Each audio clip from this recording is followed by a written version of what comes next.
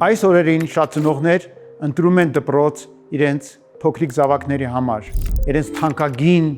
ամենակարևոր զավակների համար, որոնք պետք է գնան առաջին դասարան։ Եվ բնականաբար մտահոգ են, մտածում են ուր տանենք, որ ընտրենք այն դպրոցը,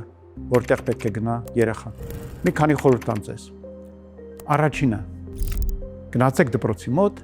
եւ նայեք, թե ինչ դեմքի արտահայտություն ունեն երեխաները, որոնք գալիս են առավոտյան դպրոց։ Արդյոք իրենք ոգևորված են, արդյոք ուզում են գալ դպրոց, արդյոք աչքերը վառվում են։ Հետո նայեք երեկոյան, երբ իրենք վերադառնում են դպրոցից, դուրս են գալիս։ Արդյոք իրենք չեն ուզում մնալ այնտեղ, արդյոք իրենց համար այն, որ իրենք պետք է դուրս գան դպրոցից եւ գնան դեպի տուն, տխուր է, թե ամենացանկալի բան է, արդյոք իրենք երազում են դուրս վազել այդ դպրոցից եւ հեռանալ։ Երրորդը, նայեք ուսուցիչների աչքերին։ Արդյոք այդ աչքերում կա սեր, ոգևորություն, արդյոք այդ աչքերում կա ուշադրություն երեխաների նկատմամբ։ Մեր դպրոցներում տարական շատ բան կախված է դասվարից։ Դա եւ շատ լավ է, եւ շատ վատ։ Շատ լավ է, որովհետեւ մենք կարող ենք հարցնել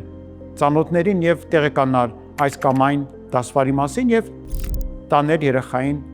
նրա մոտ։ Շատ վատ է, որտեղ այդպես չպիտի լինի։ Դպրոցի որակը պիտի գա դպրոցից, այլ ոչ թե դասվարից։ Եվ դուք պետք է միշտ իմանաք դասվարին ընտրելով, որ լավ պահերին նա իհարկե կողոքա երեխայի մասին եւ ամեն ինչ կանի ճիշտ, բայց լինում են դեպքեր, երբ որ արդեն նա չի որոշում։ Եվ այդ դեպքում դուք արդեն գործ եք ունենալու դպրոցի հետ եւ այն կարող է ձեզ ընդհանրապես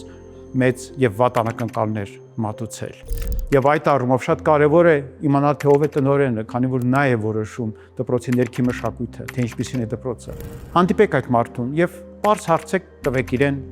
մանկավարժությունից։ Օրինակ հարցրեք. երեխաս անընդհատ շեղում է, ինչպես իրեն օգնեմ, որ կենտրոնանա։ Եվ եթե այդ մարդը կարողանա ձեզ խելամիտ պատասխան տալ, դուք հասկանաք, որ նա իսկապես մանկավարժ է, իսկապես հոգում է երեխաների մասին։ Այդ դեպքում դուք կարող եք վստահորեն երեխային տանել այդ դպրոցը։